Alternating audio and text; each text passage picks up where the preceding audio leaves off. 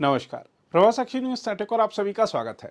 धर्म बड़ा है या राष्ट्र, यह सवाल हम इसलिए पूछ रहे हैं क्योंकि कुछ मुस्लिम धर्मगुरु इस बात पर सवाल उठा रहे हैं कि आखिर टीम इंडिया के तेज गेंदबाज मोहम्मद शमी ने रमजान के दिनों में रोजा क्यों नहीं रखा है। ऐसे में जबकि रविवार को चैंपियंस ट्रॉफी के फाइनल मुकाबले में टीम इंडिया ट्रॉफी पर कब्जा करने के लिए उतरेगी, तो यह अहम है कि हर खिलाड़ी पूरी तरह से फिट हो।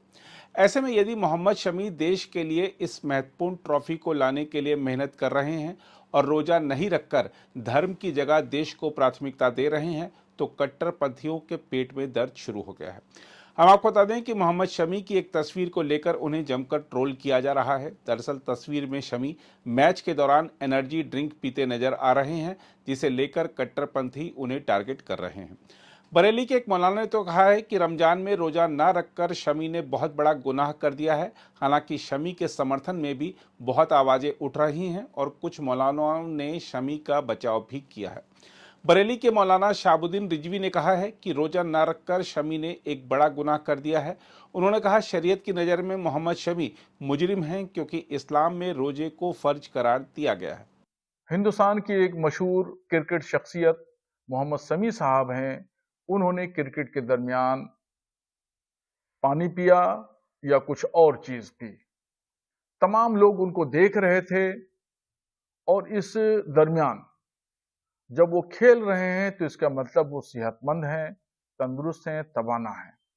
अब ऐसी कंडीशन में उन्होंने रोजा नहीं रखा और रोजा न रख करके फिर उन्होंने पानी भी पिया। दुनिया ने देखा उनको पानी पीते हुए, तो एक उनकी जरिए से एक गलत पैगाम आवाम में गया और रोजा न रख करके उन्होंने गुनाह का काम किया।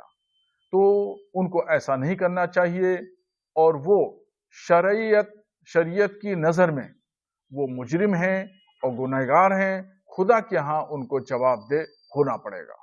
वहीं रमजान में रोजे ना रखने पर ट्रोल हो रहे मोहम्मद शमी को मौलानाओं से समर्थन भी मिल रहा है। All India Muslim personal law board के सदस्य खालिद रशीद फरंगी महली ने कहा है कि मोहम्मद शमी ने कोई गुनाह नहीं किया है।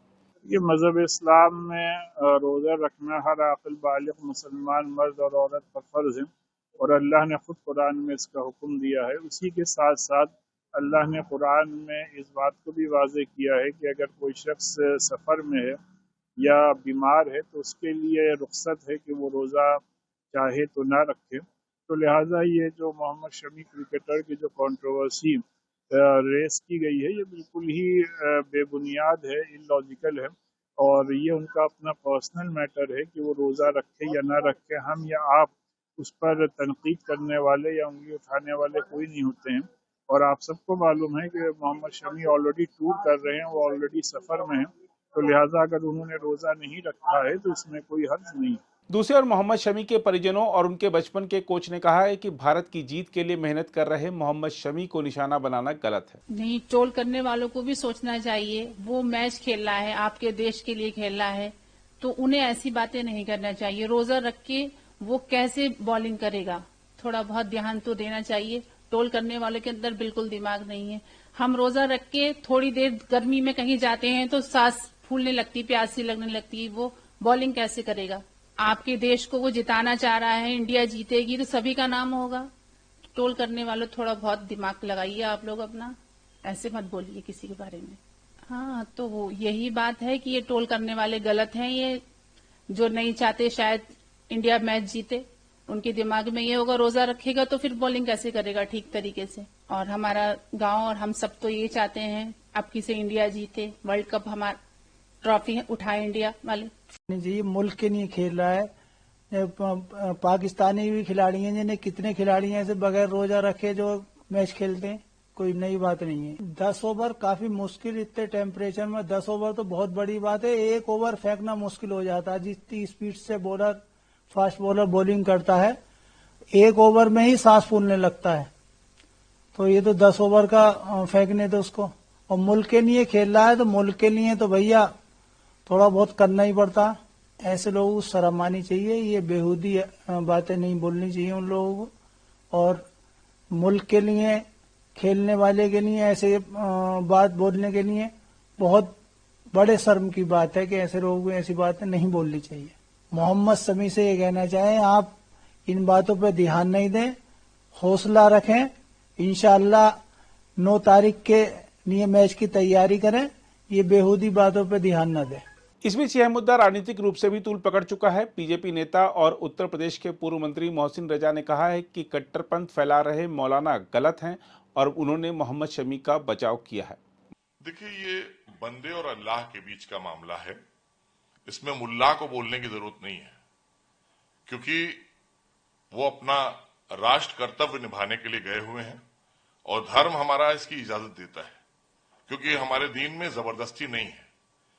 और मुल्ला जी कह रहे हैं माफी मांगिए, आपने गुनाह किया है, तो गुनाह तो आपने किया है ये बोलकर, क्योंकि आपको बोलने का अधिकार नहीं था, आपको दीन के बारे में मालूमात नहीं है, तो इसलिए आपने जब ये बोला तो अब आपको माफी मांगना चाहिए पूरे देश से, क्योंकि वो हमारे राष्ट्र का धर्म निभाने के लिए गए हुए हैं और रोजा आकर वो रखेंगे, क्योंकि वो सफर में है, सफर में रोजा रखने की छूट है हमारे दीन इस्लाम में। इसलिए आपको अज्ञानता है, अज्ञानता के चलते आपने बोला है, आप पूरे देश से माफी मांगिए। मैंने कहा ना कि मोहम्मद शमी अपना धर्म के साथ साथ राष्ट्र धर्म भी निभा रहे हैं और वो देश के लिए खेल रहे हैं, वो देश की हमारे धरोहर हैं और सफर में हैं।